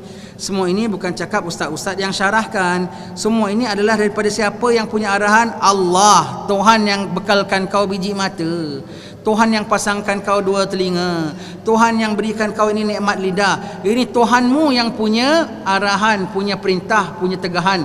Wajib dijunjung. Wajib dijunjung. Apa firmannya? Kerana firman Allah Subhanahu wa taala, qul lil mu'minina yaghuddu min absarihim wa yahfazu furujahum dzalika azka lahum innallaha khabirum bima yasnaun. Artinya, bersabda olehmu hai Rasulullah bagi sekalian yang beriman. Tengok ya, tuan-tuan guru kita punya cermat kalau nak mentafsirkan ayat-ayat ni. Setiap qul, katakanlah. Katakan siapa? Qul huwallahu ahad. Selalu kita sebut apa? Katakanlah wahai Muhammad. Kurang halus. Allah tak pernah panggil Nabi ya Muhammad. Allah panggil ya ayuhal muzammil, ya ayuhal muddathir, ya ayuhal rasul, ya Musa ada, ya Daud ada. Tapi Nabi Muhammad Allah Ta'ala tidak pernah panggil dengan nama Nabi kita. Maka jangan kita pula tafsirkan katakanlah wahai Muhammad. Nak tafsirkan katakanlah wahai Rasulullah. Itu yang terlebih cermat. Itu yang terlebih cermat. Kita gunakan apa yang biasa digunakan Allah Ta'ala untuk baginda sallallahu alaihi wasallam. Itu adab terhadap Rasulullah. Adab terhadap Rasulullah. Kita tafsirkan dari bahasa orang putih ke bahasa Melayu. Anaknya cakap, "Father, is this yours?" Terjemah dalam bahasa Melayu, "Bapa, ini engkau punya?" Boleh ke? Tak boleh. Dalam bahasa Melayu orang putih cakap you, me, bahasa tak ada bahasa saya, awak. Kalau kena terjemah bahasa Melayu, ayah, ada inikah kepunyaan ayah? Father, is this belong to you, my father? Tak ada pun kan? Tapi kita dalam bahasa Melayu terjemahkan dengan bahasa yang sesuai. Anak cakap dengan bapa, gunakan sesuai dengan apa yang digunakan Allah Ta'ala untuk Rasul. Adab terhadap Nabi SAW. Artinya bersabda olehmu hai Rasulullah bagi sekalian yang beriman, pejamkan oleh kamu akan mata kamu daripada barang yang tiada harus bagi kamu melihatnya. Ini perintah Allah Ta'ala, pejamkan mata kamu daripada melihat yang tidak harus kamu melihatnya, iaitu benda yang haram. Pejamkan, iaitu jangan lihat. Subhanallah, Allah Ta'ala ada pasang shutter pada biji mata kita ini. Kau tak nak tengok, kau kejam saja, sudah habis cerita. Jalan nak kejam susah, tak boleh. Allah Ta'ala, kita duduk dalam train lagi, duduk dalam kelas lagi, ada wanita depan kita. Kita duduk dalam train menghadap-menghadap, ada wanita depan kita. Kita pergi rumah orang, jemput duduk. Dia tengah nak ambil air, dia duduk bukakan kita televisyen. Betul-betul tengah gambar perempuan berjoget. Anak tak tengok, ngada-ngada. Naik train depan ada wanita, ngada-ngada. Habis kata suruh pejamkan mata. Bukan dalam sudut yang begitu Tuhan jadikan biji mata kau ni boleh bergerak-gerak. Kau ngadap wanita, kau jangan tengok muka dia, kau pandang tiang belakang situ. Kau pandang selendang dia. Kau pandang tengok TV, kau jangan tengok TV tu, kau tengok button di bawah dia tu. Kau tengok bunga atas perhiasan dia. Jadi kau naik train, duduk ngadap-ngadap dengan wanita, kau jangan tengok muka dia. Kau tengok apa benda lain lah, bermakna selain daripada dia. Subhanallah, biji mata kau alih sikit aja kau dah alih pandangan dah. Senang kalau kau nak, boleh, bukan tak boleh, bukan satu benda yang mustahil. Macam mana excuse. Itu semua excuse saja yang kita tak nak jaga. Kalau nak 1000 daya, senang. Allah Ta'ala kasih biji mata, senang, kau pandang lain saja. Kau jangan tengok muka dia, kau tengok benda lain. Tengok orang buka TV, perempuan berjoget, bukan nak tengok, dia dah buka. Amboi, kau tengok lain lah. Kau tengok TV punya button bawah tu, kau tengok ada 3-4 button dia tu, kau tengok satu persatu. Sudahlah, senang. Allah Ta'ala jadikan biji mata kita, pemeliharaannya dah built in sekalipun. Pemeliharaannya dah built in sekalipun. Jadi tidak ada alasan untuk mengatakan unavoidable. Oh, you are answerable. Minta maaf kadang-kadang kita cakap termasuk orang putih sepatah dua patah boleh lah ya. Ni banyak orang universiti pun faham cakap orang putih. Kadang setengah tempat kita nak cakap cermat-cermat, takut kalau kita cakap dengan orang Melayu termasuk sepatah dua patah orang putih, orang mengada-ngada. Setengah orang Melayu tak terima tau. Dia tak terima. Pakcik taksi aja kita tanya, excuse me, how much? Saya orang Melayu. Amboi, dia marah. Oh, minta maaf. Saya tak. Jadi satu kemarahan bagi setengah orang Melayu tak terima. Hatta Singapura pun sekali kau setengah-setengah majlis orang Melayu kau cakap orang putih sepatah dua patah, alah mengada-ngada, belacan terselit dia bilang. Dia tak terima. Jadi kadang-kadang kita saya cakap tercampur sepatah dua patah orang putih, bolehlah minta maaf ya.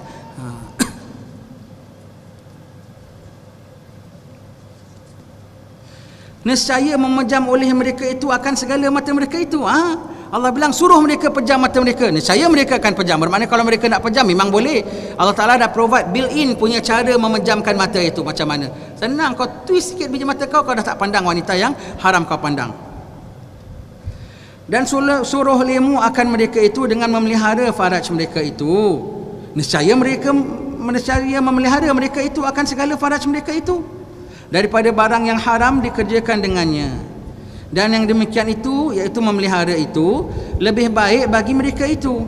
Bahawasanya Allah Ta'ala sangat mengetahui akan batin yang mengerjakan mereka itu akan dia semacam dengan zahirnya, maka membalas ia akan mereka itu atasnya. Ada pada ini ayat mengajar kelakuan yang baik dan memberitahu dan menakuti. Jadi ayat ini ada 3 item dalamnya.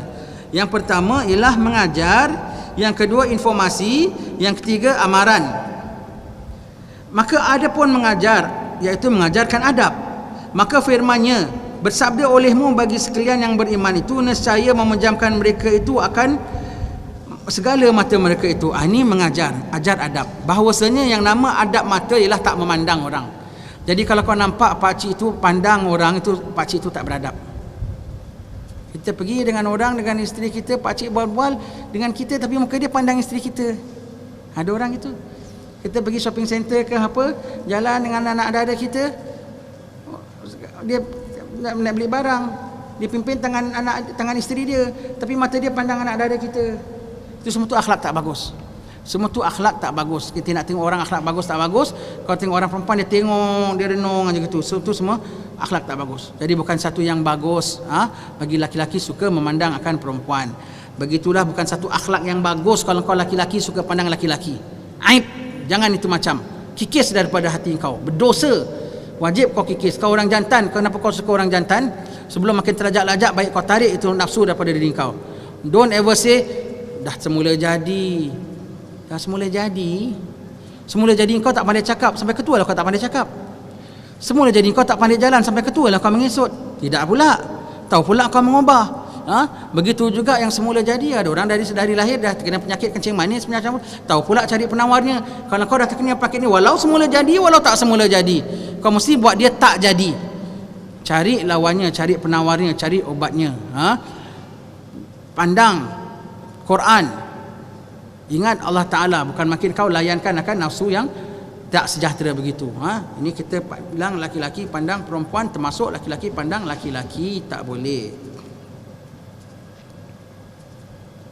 Daripada barang yang tiada halal memandang kepadanya. Dan dengan ini perkataan menyuruh Allah Ta'ala akan hambanya dengan berkelakuan yang baik. Jadi berkelakuan baik iaitu jaga mata, itu kelakuan baik, iaitu memelihara matanya daripada melihat yang haram dan memelihara kemaluannya daripada yang tiada halal dikerjakan dengan dia. Itu semua akhlak yang baik. Maka wajib atas sekalian hamba menjunjung perintah Tuhannya. Jadi ini perintah daripada Tuhan yang bilang suruh jangan pandang itu, jangan pandang ini. Mahram 14 pecahan campur 4. Semuanya bukan cakap aku, cakap Tuhan kau, perintah Tuhan kau, arahan daripada Tuhan kau, ada amaran daripada Tuhan kau, bukan daripada cakap mana alim ulama, mana kiai, mana ustaz sekalipun, kecuali daripada Tuhan dia yang ampunya segala tadbir, daripada Allah Subhanahu Wa Taala. Wajib kau junjung, bukan cakap siapa, cakap Allah wajib kau junjung, peraturan Allah wajib kau junjung. Kau tinggal dalam institusi Allah Taala, bumi Allah Ta'ala, langit Allah Ta'ala, kau menghirup oksigen bekalan daripada Allah Ta'ala, kau makan dan minum daripada segala bekalan Allah Ta'ala, wajib kau junjung perintah Allah Ta'ala, tak boleh tidak. Tak boleh tidak. Dan jika tiada, nescaya adalah ia jahat perangai dan patut ia dimurkai dan diseksa. Jadi kalau dia enggan bermakna derhaka, dia Allah murka dan diseksa. Bukan kalau ente tak dengar, ente bangkang cakap mana ini, ente kira murid yang derhaka sama guru. Astagfirullah, bukan. Bukan. Ini adalah daripada Tuhan sendiri. Kita hanya deliver nasihat saja. Tetapi yang buat, yang kalau kau taat pun untuk manfaat dirimu. Kalau kau derhaka pun kau derhakai Tuhanmu. Bukan kau derhakai aku. Kau derhakai Tuhanmu. Maka apabila yang tindak pun bukan ustaz yang akan tindak, Allah yang akan tindak. Allah yang akan tindak. Allah dah kasih ilmu, Allah akan periksa, Allah akan uji. Kalau kat sekolah dia kasih ilmu aja, tak ada periksa ke? Ada periksa. Ada periksa maka dapat sijil. Dapat sijil boleh dapat kerja bagus. Dapat kerja bagus dapat gaji besar. Sekarang ente dah dapat ilmu, maka Allah Ta'ala akan uji. Allah Ta'ala akan perlihatkan apa-apa yang kita dah sebut ini tadi. Maka sekarang macam mana? Before different, after different. Kau dah tahu hukumnya, kau masih nak melayan itu mata lagi ke? Kalau kau diuji oleh Allah Ta'ala, kau lulus, dapatlah markah. Dapat markah, dapatlah kedudukan. Kau gagal, diulang uji lagi. Baru tahu lemah kuatnya. Baru tahu lemah. Anak orang baik belum diuji. Kemenyan tak dibakar, mana kan tahu harum tak harumnya. Bakar, baru tahu harum tak harumnya. Manusia bakar nafsunya, baru tahu ada kualiti tak ada kualitinya. Begitu. Adapun memberitahu, maka firman-Nya, bermula demikian itu, demikian memajamkan mata dan memelihara faraj itu, lebih membersihkan dan lebih menyampaikan bagi dan lebih menambahkan bagi mereka itu. Jadi informasi ialah apa? Pemberitahuan daripada Allah Ta'ala. Memberitahu Allah Ta'ala dengan ini perkataan atas bahawasanya memejamkan mata dan memelihara faraj itu, keduanya sebab bagi membersihkan hati daripada segala dosa. Jadi maklumat, kau jaga mata lebih baik pada mereka itu. Zalika azka lakum, lebih suci bagi mereka. Bermakna dengan menjaga biji mata dan alat kelamin membawa kepada penyucian. Penyucian apa? Penyucian hati. Penyucian hati.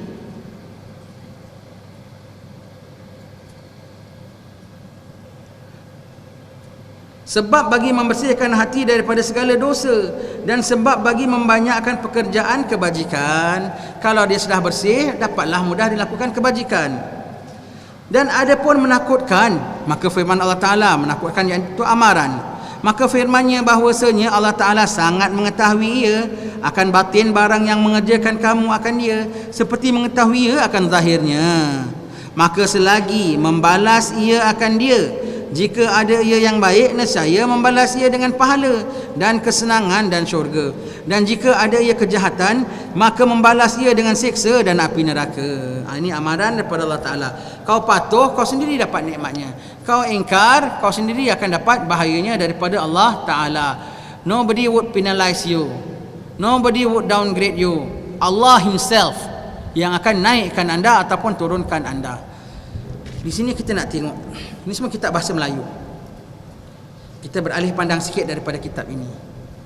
Setengah orang sekarang bilang, jangan cakap perkataan sembahyang, pakai salat. Sembahyang tak tepat. Kerana hyang comes from word kuno. Sembahyang, hyang bermakna berhala, dewa. Jadi sembahyang tu bermakna asal daripada perkataan silam lah. Use salat which is better, more tepat. Rasa saya kurang begitu setuju dengan pendapat yang kedua ini. Orang Melayu dah masuk Islam, ini kita side track sikit lah ya. Orang Melayu dah masuk Islam 900 tahun dahulu lebih. Boleh dikatakan tentang akidah, kesan-kesan agama silam dah tak ada pengaruh dalam diri kita lagi. Mungkin masih ada sedikit-sedikit amalan khurafat tu masih ada, tetapi dalam keseluruhannya, lebih-lebih lagi dalam bab ibadat, dah tak timbul pengaruhnya lagi. Kalau sekarang orang sebut fulan sedang sembahyang, kau bayangkan dia sedang begini ke? Dia sedang begini ke? Mana kau bayangkan? Dia tengah sembahyang. Kita tahu, oh ni tengah sembahyang zuhur lah tu, sembahyang duha, sembahyang Aidil Fitri, sembahyang taubat. Ada kita taruh sembahyang dewa. Ada yang timbul baca kitab cara-cara rukun sembahyang dewa. Ada lagi? Tak ada timbul langsung. Tidak orang Islam gunakan term sembahyang itu kecuali untuk salat. Dah diguna pakai dah. Dah diguna pakai, tak ada masalah. Dan dalam kitab ini kita sebut pahala, dosa, syurga, neraka. Itu bukan bahasa Arab. Itu bukan bahasa Arab. Bahasa Arab sawab, nar, jannah. Tapi kita pakai dalam bahasa Melayu. Ke bahasa Melayu ni kan daripada mana timbul perkataan syurga neraka? Kecuali daripada agama-agama kuno diguna pakai. Tak sekarang orang Melayu pandang ingat syurga, bukan ingat nirwana, dia ingat jannah. Tidak disebut neraka kecuali dia tahu bahawasanya itu adalah Al-Firdaus, syurga. Dosa, pahala, Tuhan, perkataan Tuhan dalam bahasa Arab Rabb, ilah. Tapi dalam bahasa Melayu kalau bilang aku nak saksi bahawa tiada Tuhan melainkan Allah, terima syahadatnya. Na'udzubillah apabila seorang mengatakan ini Tuhanku, batal syahadatnya. Tuhan perkataan bukan perkataan Arab, perkataan Melayu, membawa makna ilah, bermakna Rabb, dah diguna pakai. Jadi segala perkataan dosa, neraka, syurga, siksa, pahala, puasa, sembahyang, Tuhan, itu semua walaupun dalam bahasa Melayu, walaupun asal-asalnya daripada agama kuno, dah diguna pakai, tak dipahami perkataan-perkataan ini kecuali dalam sudut agama yang kita fahami sekarang ini. Jadi tak perlulah kita nak tukar-tukarkan bahasa yang ada sekarang ini. Tak menjadi masalah.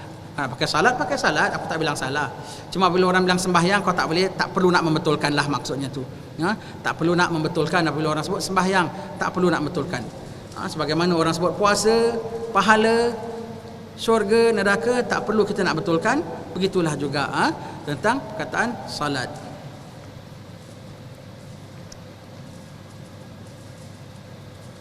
Dan firman Allah Ta'ala, ya'lamu kha'inatal a'yuni wa ma tukhfi sudur.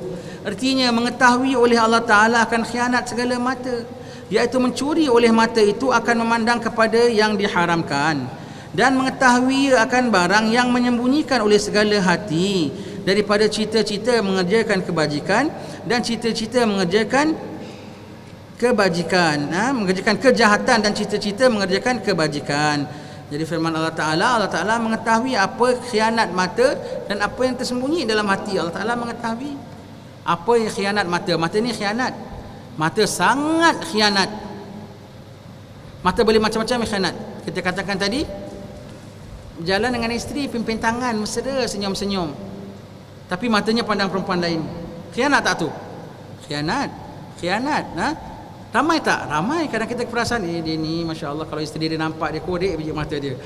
Pimpin dengan isteri dia mesra, bukan main mesra, tapi matanya sambil ngelirik sana, ngelirik sini. Oh, isteri nampak bawa tengok Ovaltine, padahal matanya tengah tengok perempuan jalan.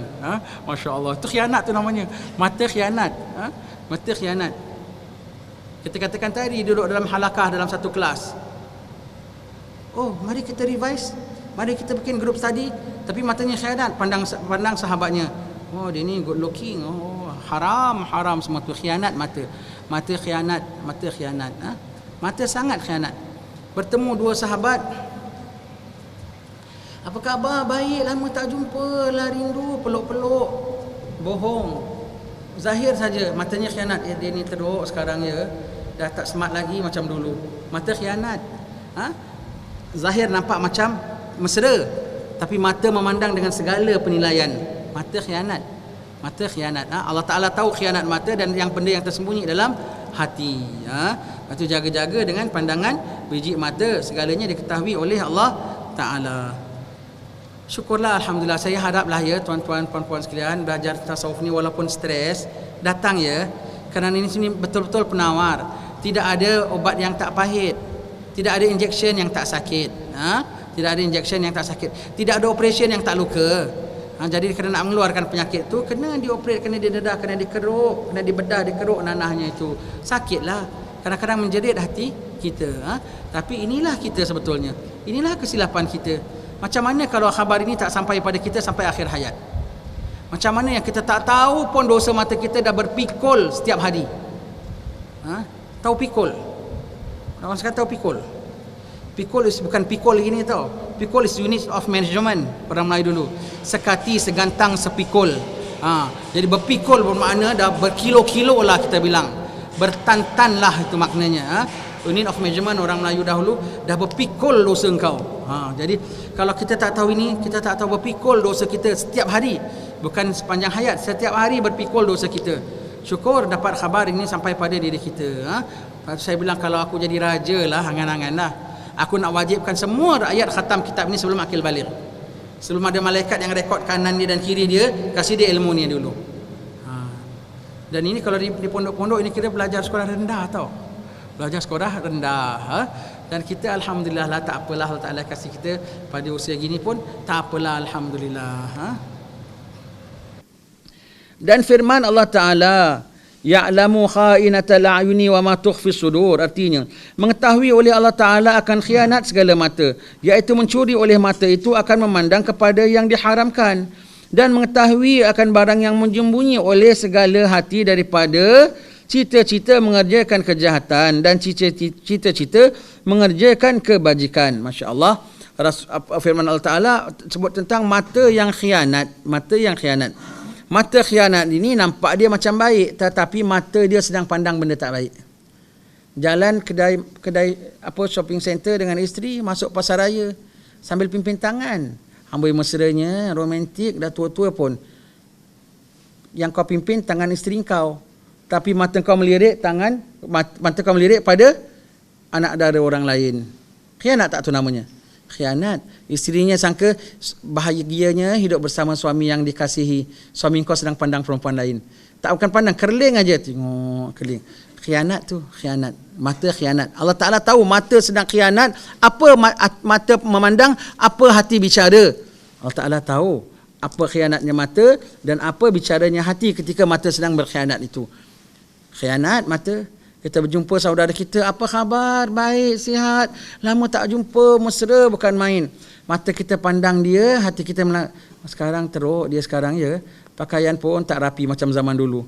Oh, bukan main. Mata kita wajah kita bertatap wajah, tapi mata kita pandang dia, hati kita macam-macam boleh berlaku. Itu khianat mata dan Allah Ta'ala tahu. Kerling biji mata kau saja Allah Ta'ala tahu. Keling biji mata kau berserta apa yang terbit dalam hati Allah Ta'ala tahu. Maka disebut sebagai khianat mata. Maka kena jaga sangat. Kita sudah sebut tentang perkara-perkara yang diharam memandang oleh mata. Yang tidak dihalalkan ialah memandang kepada wanita yang bukan mahram kita. Wanita bukan mahram kita. Dan haram juga memandang segala lelaki. Memandang lelaki pun haram. Lelaki yang muda belia, lelaki yang elok rupa kau pandang, hukumnya haram. Macam haram pandang wajah perempuan, walau dia laki-laki.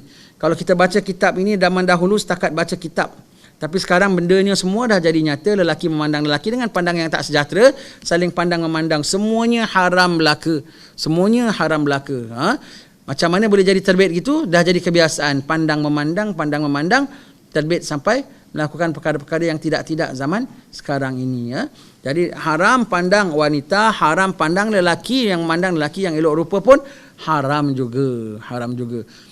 Bahkan ulama bilang kau tembok ni pun kau pandang dengan syahwat pun haram juga. Tembok ni kau pandang, cantiknya tembok, terpesona aku dengan kau tembok. Tiada tembok yang sejelita engkau tembok. Tembok pun kau terpesona, tembok pun kau pandang haram. Kalau tembok dah kau pandang haram, ini kan pula yang lainnya. Dan paling besar punya sumber maksiat mata kita ialah mana? Televisyen. Bulan puasa tolong matikan itu TV, tolong matikan itu radio. Kita akan baca tentang bab telinga pulanya, sumber-sumber dosa telinga daripada suara biduanita bagi kita laki-laki, bagi perempuan suara biduan, lagu lirik-lirik cinta kasih dan alat-alat muzik yang mengiringi, semua itu maksiat telinga. Dan televisyen paling banyak menyumbang pada maksiat mata. Di situ ada aurat perempuan, di situ ada bercampur gaul laki-laki dan perempuan, segala artis, segala apa, semuanya tu kau tonton saja. Dosa. Pak Haji tak Pak Haji, ustaz tak ustaz, nonton belaka, haram semuanya itu, wajib taubat, wajib diberhentikan. Ini kita cakap siapa? Kita cakap diri kita sendiri. Kita cakap diri kita sendiri supaya sama-sama kita dapat diberi taufik hidayah oleh Allah Ta'ala untuk memeliharakan mata kita. Dan bersabda Nabi SAW, Inna nazara ila mahasinil mar'ati sahmun masmumun fi sihami iblis faman tarakaha adzakaha Allah Ta'ala ta'ma ibadatin tasurruhu. Artinya bahawasanya memandang kepada tempat yang elok daripada tubuh perempuan itu seperti anak panah yang beracun daripada segala anak panah iblis, yakni pada sangat segera membinasakan. Maka barang siapa meninggalkan akan dia kerana takut akan Allah Ta'ala, nescaya memperasa akan dia oleh Allah Ta'ala akan kesedapan amal ibadat yang menyukakan ia akan dia.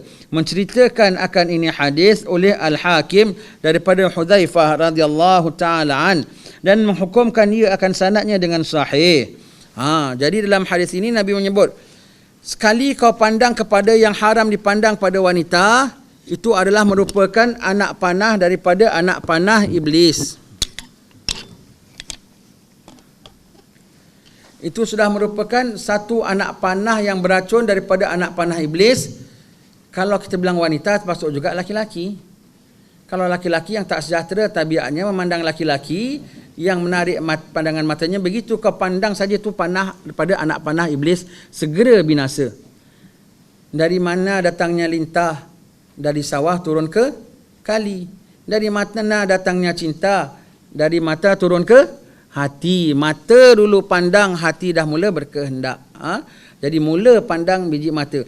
Kalau kau elakkan daripada, kau boleh pandang, tak ada siapa akan marah. Negeri kita tak ada akta menangkap ataupun menyaman orang yang pandang wanita jalan di shopping center. Ada, polis tangkap. Tak ada, kau tengoklah siapa jalan, kau pun tengok, cuci mata, tengok. Kau tinggalkan bukan pasal kena tangkap, kau tinggalkan bukan pasal takut kena saman, kau tinggalkan pasal kau takut pada Allah Ta'ala. Maka Allah Ta'ala beri upah, berbaloi. Jangan kau sangka yang kau tengok itu sedap, yang kau tengok itu murka Allah, yang kau tengok itu menunjukkan akhlak kau cela. Apabila sanggup kau meninggalkan sedemikian itu, sangat-sangat berbaloi, bukan rugi. Setengah budak-budak bujang, wah rugi kau tadi kau tak nampak ada fulanah lalu di sini, oh begini. Tak rugi. Bahkan apabila kau pandang, kau dah diracun oleh racun panah syaitan, yang kita akan baca di bawah lagi. Nabi mengatakan setiap manusia terlibat dengan zina. Zina bermula dengan awal mulanya zina mata. Mata mula memandang, maka terbit segala-segala maksiat yang berhubungan dengan zina akan terbit berikutnya daripada mula mata memandang. Jadi apabila kau tinggalkan ini kerana apa? Kerana takut pada Allah Ta'ala, tidak kerana lain. Tidak ada kerana siapa akan marah aku, tidak akan ada kerana siapa akan apa tindak atas aku, tetapi Allah punya perintah yang aku junjung. Demi Allah, aku tak nak pandang yang diharamkan oleh Allah, maka Allah Ta'ala upah engkau, iaitu Allah Ta'ala akan limpahkan dalam hatimu ini perasaan kelazatan dalam ibadat. Maka lazat ibadat. Ibadat tu apa? Macam-macam jenis ibadat. Termasuk ibadat tuntut ilmu.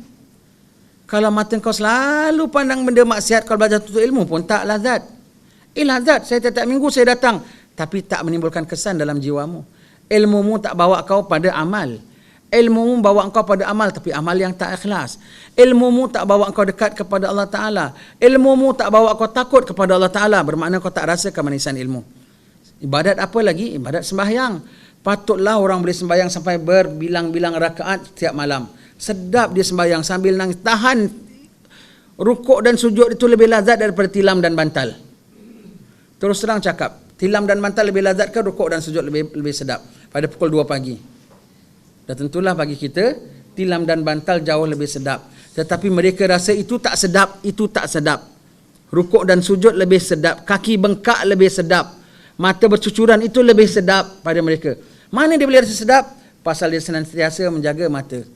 Apa lagi sedap? Apa lagi ibadat? Puasa tu ibadat. Puasa perlu sedap. Kalau puasa tak sedap, hanya kau rasa deritanya lapar dan dahaga, dan itu saja yang kau dapat. Tetapi puasa yang sedap ialah apa? Puasa yang timbulkan rohani kau hening. Puasa yang sedap ialah puasa yang apa? Dapat membentuk kepribadian kau. Puasa yang sedap ialah dapat menimbulkan rasa simpati terhadap fakir miskin. Puasa yang sedap, puasa yang dapat mencegah hawa nafsu. Puasa yang sedap, puasa yang dapat mematahkan syahwat daripada memikirkan tentang maksiat. Itu puasa yang sedap. Kenapa puasa kita boleh dapat sedap, tak boleh dapat tak begitu sesedapnya? Kerana sambil puasa mata kau tengok TV. Saya nak sembahyang isyak. Ini tak lama kita bulan puasa ya. Saya nak sembahyang isyak. Tapi ada rancangan baguslah. Sayang pula tertinggal. Saya bentang sejadah betul depan televisyen. Boleh? Saya nak sembahyang isyak, bentang sejadah betul televisyen. Jadi aku sambil tengok. Ini imam sembahyang. Dia kalau baca surah panjang. Ini lagu kegemaran aku sedang berkumandang. Lagu Ghazal umpamanya, ke lagu Zafin, ke lagu keroncong. Kalau kita orang-orang tua, lagu Ghazal, lagu keroncong lah kita punya minat. Kalau orang muda tak apa, dia lagu Ghazal kau bilang sedap. Nak sembahyang, ini ada kumandang lagu kegemaran aku. Tak apalah aku sembahyang sambil dengar Walkman. Imam rukuk, aku rukuk lah. Boleh? Tak boleh, tapi itulah kita setiap tahun dalam bulan puasa. Sembahyang ibadat mana boleh sambil nonton TV. Sembahyang ibadat mana boleh sambil dengar radio. Puasa pun ibadat tak boleh sambil nonton TV. Puasa pun ibadat tak boleh sambil dengar radio. Tak boleh tuan-tuan sekalian. Manakan tak batal pahala puasa kita. Manakan tidak tak terasa lazatnya ibadat puasa kita. Kenapa ibadat puasa kau sulami dengan maksiat bersertanya. Tak boleh, tak boleh. Puasa tahun ini tekad jangan buka itu radio, jangan buka itu televisyen, minta maaf. Manakan tak sedap ibadat kita puasa, tak membentuk la'allakum tattaqun. Kenapa? Sambil ibadat puasa, sambil mata tak pelihara nonton. Jangan. Malaikat kanan catit, malaikat kiri pun catit. Dia ada plus, ada minus, dia bertemu jadi explosion. Maka explode segala pahala engkau semuanya. Maka kalau kau jaga, Allah Ta'ala rasakan kesedapan. Tak percaya, tengok macam mana. Tak percaya, sebelum masuk kelas, kau jaga mata, istighfar dulu, jangan jaga apa. Macam mana pemahaman kau apabila dalam kelas? Kalau bulan puasa, dalam bulan puasa, cuba jaga pandangan mata. Macam mana kelazatan puasa dan selepasnya, malam dan ketika lepas-lepas hari raya. Lihat bagaimana. Sudah tentu ada perbezaannya. Kau elakkan ini tanpa ada orang boleh ambil tindakan pun. Kau elakkan demi siapa? Demi Allah. Allah mengetahui, Allah menghargai, Allah ganjari. Allah upah engkau dengan diberi kelazatan dan kenikmatan ibadat kau. Hasil makna ibadatnya. Kalau tidak bertahun-tahun kita ibadat begitu juga. Sabda Nabi SAW, likulli ibni Adam hadzuhu minaz zina fal ainani tazniyani wa zinahuma an-nadharu wal yadani tazniyani wa zinahuma al-batshu wal rijlani tazniyani wa zinahuma al-mashyu wal famu yazni wa zinahu at-takbilu wal qalbu yahummu wa yusaddiqu dhalika al-farju aw yukadzibuh. Artinya ada bagi tiap-tiap manusia itu bahagiannya daripada zina, naudzubillah. Apabila kau dengar orang berzina, jangan kau kutuk, engkau pun dah terlibat sama. Sebab perintah zina bukan hanya wala taf'alu zina, jangan kau buat zina. Tapi perintahnya wala taqrabuz zina, jangan hampiri zina. Selagi engkau masih menghampiri saja, satu tahap kau dah hampiri, bermakna kau orang yang dah langgar perintah ini. Zina punya pantang ialah daripada package daripada awalnya. Awal mulanya apa? Jaga biji mata. Biji mata kau tak pandang, kau sudah masuk satu step daripada step perzinaan. Nabi bilang bagi setiap orang ada bahagiannya daripada zina. Bermula zina mata, mata berzina kata Rasulullah. Zinanya iaitu apa? Pandang kepada yang haram dipandang. Pandang yang haram kepada yang haram. Kemudian tangan pun berzina. Apa zinanya? Menyentuh kepada yang haram disentuh. Artinya ada bagi tiap-tiap manusia itu bahagiannya daripada zina. Maka dua mata itu berzina keduanya. Dan zina keduanya memandang kepada barang yang tiada harus dipandang. Dan kedua tangan itu berzina keduanya. Dan zina keduanya menampar akan yang dilarang menamparnya. Dan kedua kaki berzina keduanya. Dan zina keduanya berjalan kepada tempat yang haram berjalan kepadanya. Dan bermula mulut itu berzina ia, dan zinanya mengucup akan yang tiada halal dikucupnya. Dan bermula hati itu berkehendak ia, dan mencita-cita ia, dan membenarkan akan yang demikian itu oleh faraj, iaitu dengan bahawa mengerjakan ia akan zina itu ataupun tidak, atau mendustakan ia akan dia, dengan bahawa tertegah ia daripadanya. Menceritakan akan ini hadis oleh Muslim dan Al-Baihaqi daripada Abi Hurairah radhiyallahu taala an, dan ada pada hadis ini menunjuki atas bahawasanya asal bagi zina faraj itu ialah dua mata. Jadi apabila kau tak jaga mata, kau sudah masuk dalam zon zina. Apabila dah masuk dalam zon, akan menuju baik kau tarik berdiri balik semula. Kalau tidak, tak lama kau akan terjerumus dalam kancah yang hina ini. Daripada biji mata saja kau pandang, sudah ada kiranya bahagian daripada zina. Na'udzubillah min zalik. Dan ini bukan kata-kata kita, ini kata-kata Allah Ta'ala yang jadikan kau. Ini kata-kata Allah Ta'ala yang memberikan kau ini nikmat mata. Ini kata-kata Allah Ta'ala yang hendak kau berdisiplin menggunakan anggota yang diberikannya. Ini kata-kata Allah Ta'ala yang akan menghisap, menyoal kau pada hari pertanyaan nanti, yang mana jika kau langgar perintahnya, tidak mana kau dapat terjawab soalan Allah Subhanahu Wa Ta'ala. Di samping itu, Tuan Syekh akan ada memberikan beberapa nasihat lagi di sini. Dan hendaklah menilai engkau kepada segala anggota engkau dengan apa pekerjaan yang patut dia, dan akan apa pekerjaan yang dinanti-nantikan baginya. Maka melihara engkau akan segala anggota engkau itu sebagai pelihara yang patut padanya dengan pekerjaan yang dinanti baginya itu. Maka jika pekerjaan itu sangat besar, nescaya engkau pelihara anggota itu dengan pelihara yang bersangatan. Maka bermula kaki itu adalah dinanti-nantikan baginya akan berjalan ke dalam kebun syurga dan mahligainya. Dan adapun tangan itu, maka dinanti-nanti baginya mencapai buah-buahan syurga dan minumannya dalam pialanya. Jadi segala anggota kau tengok. Anggota kita semuanya ada kegunaan, ada penyalahgunaan, dan ada kegunaan yang dinanti. Kalau dia ada kegunaan, kau tak pakai pada kegunaannya, kau dah tidak syukur nikmat. Kau menyalahgunakannya, kau dah kufur nikmat. Apabila kau dah menyalahgunakannya, dia dah rosak.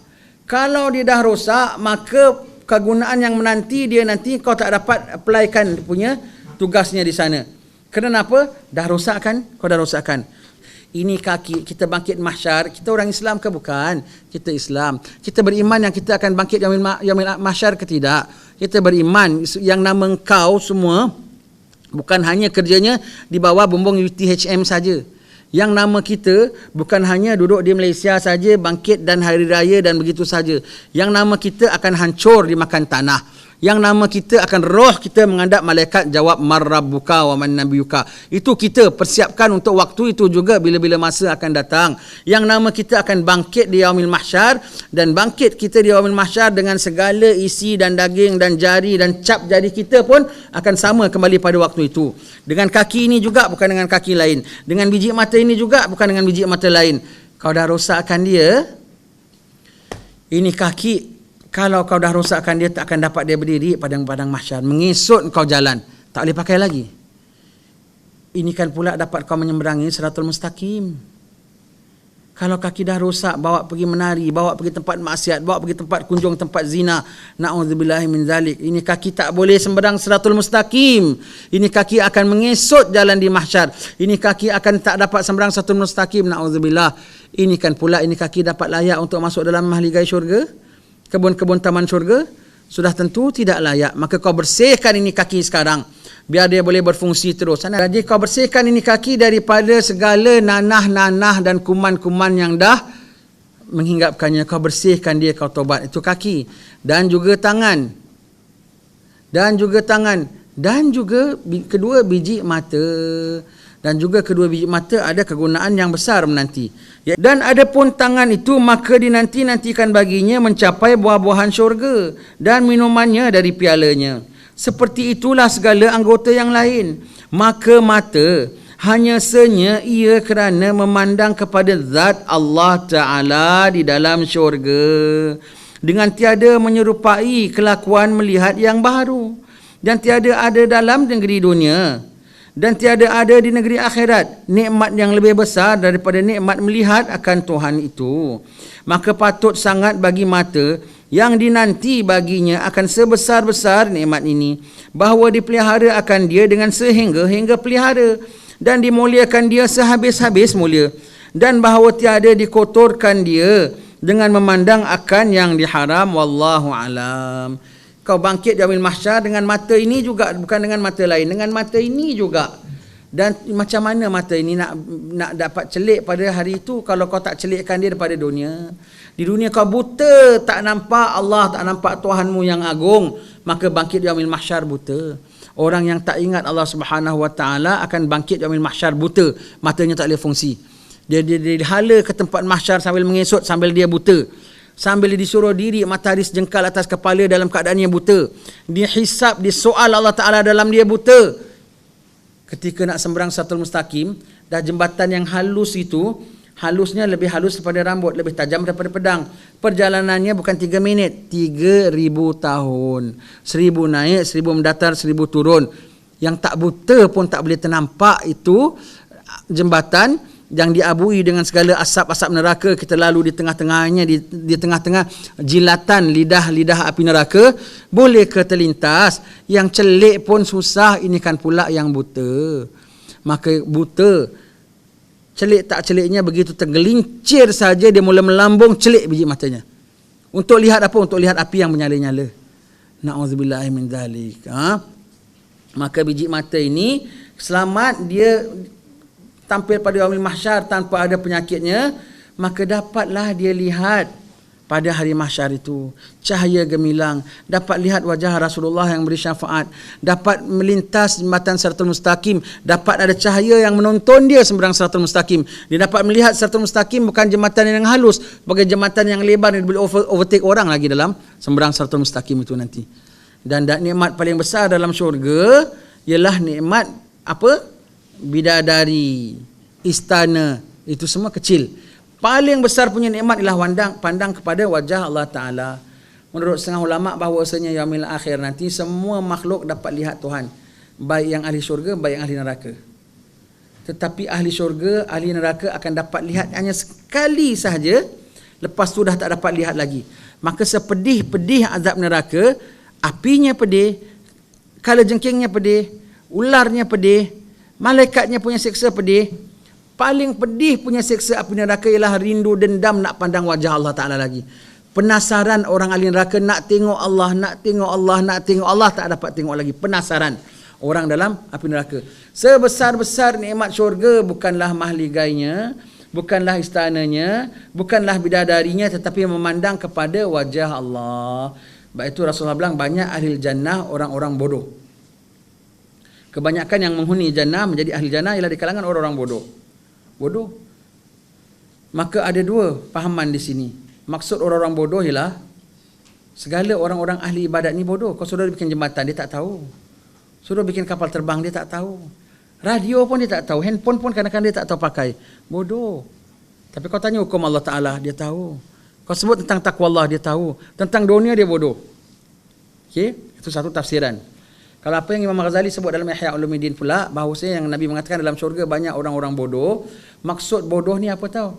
Yang lain semua apa? Bodoh. Dalam syurga tau. Kenapa? Yang mereka sedapkan ya hanya bidadari dan arak dan taman dan kebun. Bodoh. Yang pandai sedikit. Mereka hanya suka mendampingkan diri dengan Allah Ta'ala saja. Jadi dalam syurga pun ada yang pandai, yang bodoh. Pasal bilang ramai di antara ahli syurga yang bodoh. Jadi orang bodoh, yang bodoh-bodoh ni yang akan dapat memandang Allah Ta'ala senantiasa. Jadi orang yang dapat pandang Allah Ta'ala ahli syurga, bergantung dengan martabatnya, akan lebih keraplah dapat pandang wajah Allah. Sepaling-paling nikmat di dalam syurga ialah memandang kepada Allah dan tidak sebagaimana gaya kau memandang benda yang lain. Aku pandang benda lain dengan begini, aku pandang, aku nampak. Tapi aku nak pandang certain perkara, aku kena pakai 3D punya spectacle, baru aku boleh nampak. Kuman punya cara pandang dengan mata ini, tapi kena pakai mikroskop, baru boleh nampak. Nak tengok gerhana, nak tengok apa, kena pandang juga, tapi kena pakai kacamata hitam, baru boleh nampak. Nak pandang Allah Ta'ala dengan biji mata ini juga, tapi dengan cara macam mana memandang, tak tahu. Kenapa? Allah tidak seperti makhluk, maka memandang Allah tidak seperti memandang makhluk. Maka Dajjal kalau keluar nanti, kau tak belajar tauhid, susah. Kau pandang Dajjal dengan mata begini, kau tengok Dajjal dengan orang sebelah dia sama. Kau tengok orang dia begini, kau tengok Dajjal pun begitu. Mana Dajjal tu makhluk. Maka cara memandang Allah tak macam cara memandang makhluk. Maka tak seperti kau cara pandang. Macam mana? Aku tak tahu, aku tak pernah masuk syurga. Belum pernah masuk syurga. Nanti mandang Allah Ta'ala. Maka mata yang untuk nikmat sebesar-besar ini, sayogia engkau jaga. Lebih-lebih lagi kita nak bulan puasa. Jaga mata. Jaga mata. Jangan nonton itu TV. Jangan tanyalah. Yang ada orang suka tanya, Ustaz, kalau TV saluran sekian bagaimana? Saluran aku tak tahu. Nombor satu saluran-saluran aku tak tahu. Ini saluran banyak syarahan, Ustaz. Ada ustaz-ustaz yang syarah, ada begitu begini. Baik. Kau lebih minat syarah dia ke kau lebih minat ustaz dia? Syarah dia ustaz, bukan ustaz dia. Baik. Kalau betul kau minat syarah dia, kau buka TV, kau tutup kain. Kau jangan tengok muka dia. Baru maknanya kau betul-betul minat syarahan dia. Sebab tatap pada ceramah gini lain tau. Berkat majlis ilmu, kita pandang lain. Kita pandang tak ada pun siapa nak menarik kita, muka dah tua gini. Tapi kalau yang dalam TV tu, kau punya pandang lain, kau boleh puas-puasnya menatap wajah ustaz tu. Jadi tak payah aku cakap lah saluran itu. Pokoknya kalau kau pandang, terlebih manfaat pada iman kau ke, terlebih manfaat pada takwa kau ke, ataupun bertambah puas pada pandangan biji mata kau. Kalau kau rasa, mana kau timbang sendiri dah, tak payah kita cakap. Kau timbang sendiri. Baik rancangan nasyid ke, rancangan apa ke, yang kau minat tu apa sebetulnya. Anda minat syarahan dia ustaz, anda minat ilmu, betul? Kau minat ilmu, kau tutup itu TV, kau buka kitab. Macam-macam ilmu kau dapat. Anda minat syarahan dia ustaz, betul? Syarahan dia, kau buka TV, kau tutup kain. Peti TV punya muka, kau tutup kain, kau dengar. Kau tengoklah kain batik kau. Kalau kau masih minat dia punya ceramah, bermakna kau betul minat ceramahnya, bukan ustaznya. Bukan kita dengki ya. Ini ada kesannya pada biji mata kita dan sudah tentu membawa kesan pada puasa kita. Bawa kesan pada puasa kita. Jadi bukan kita bilang TB-nya, bukan kita sebut ustaznya, engkaunya tu macam mana? Engkaunya tu macam mana? Kalau kau rasa selamat, sejahtera, okeylah. Tak boleh pandang ke ustaz?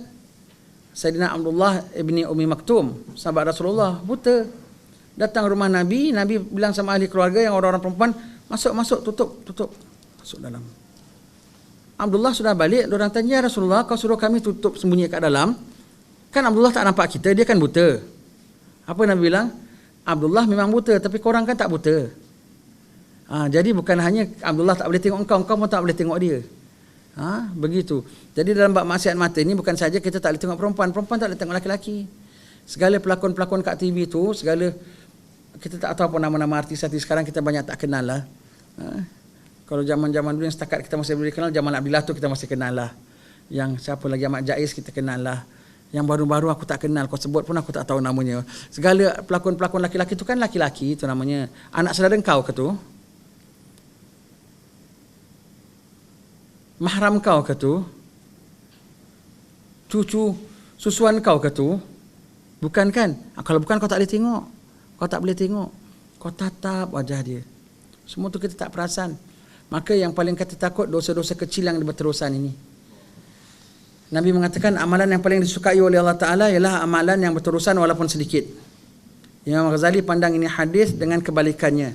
Maka begitulah juga dosa yang paling dibenci oleh Allah ialah dosa yang berkekalan walaupun sedikit.